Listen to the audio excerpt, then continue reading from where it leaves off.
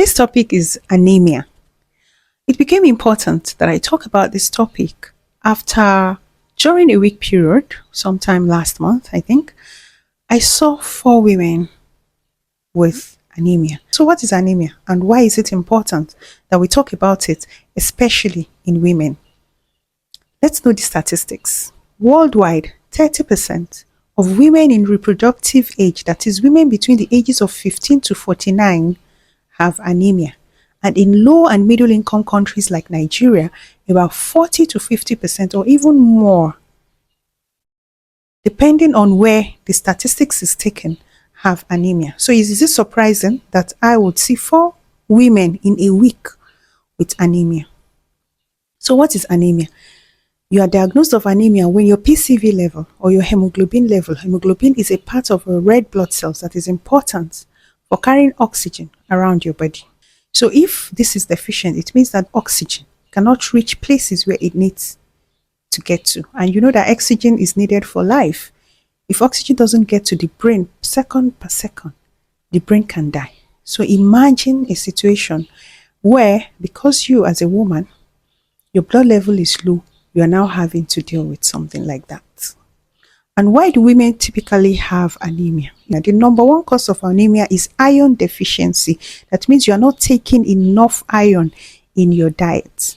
You're supposed to eat food that have enough iron, like vegetables, like ugu and ewedu. Those are two that I know of that are very, very, very iron rich. Ewedu, ugu.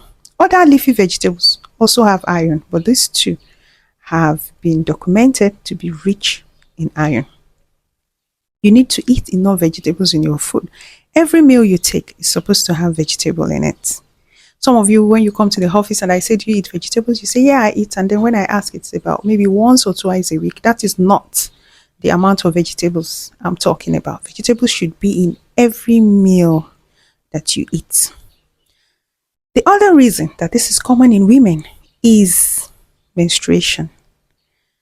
People who bleed heavily during their menstrual periods are very much likely to develop anemia. And then they'll come with symptoms like they're always feeling tired, they're feeling dizzy, they're feeling like they're fainting. And if they are young girls, people around them would start calling them lazy. They may even be abused, not knowing that they're dealing with a disease. Anemia is a disease. And for older women, they may be at work, not being productive enough, and people look at them as lazy, They may stay at home on some days, not going to work, losing time, losing money, all these things. But what is worse than these is losing their lives. Now, for women who get pregnant while being anemic, there is a problem. One of the things you have to do, measures you have to take, is to make sure that your blood level is at a certain level before you get pregnant. And this is why that baby is a parasite. A parasite is something that takes and takes and takes from the host without consideration for the host. So if your level of blood is low before you get pregnant and you get pregnant, your child will take everything it needs without any consideration for you.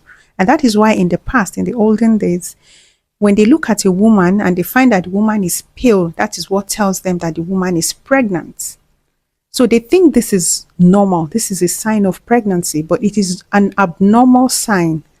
And it is because the woman has been deficient in iron prior to getting pregnant. This is the reason that in pregnancy, she's now pale. So what then happens when the child takes and takes and takes, and the woman is now anemic, and then the woman gets to deliver? And such women then end up delivering at home or with traditional birth attendants. During delivery, she loses a lot of blood, and then what happens? She dies. So this anemia is very, very serious. It can cause heart failure. There can be anemic heart failure, and then there can be death. That's apart from these other symptoms of being dizzy, being tired, being weak all the time. People can even come and say they've been feeling this way for up to a year or two before they eventually come to the hospital, and then we realize that this is the problem. So what should you do? Number one, eat vegetables, enough vegetables. Every meal you take should have vegetables. That's number one. Number two, if you are bleeding a lot, there are drugs we can give you that will reduce your bleeding.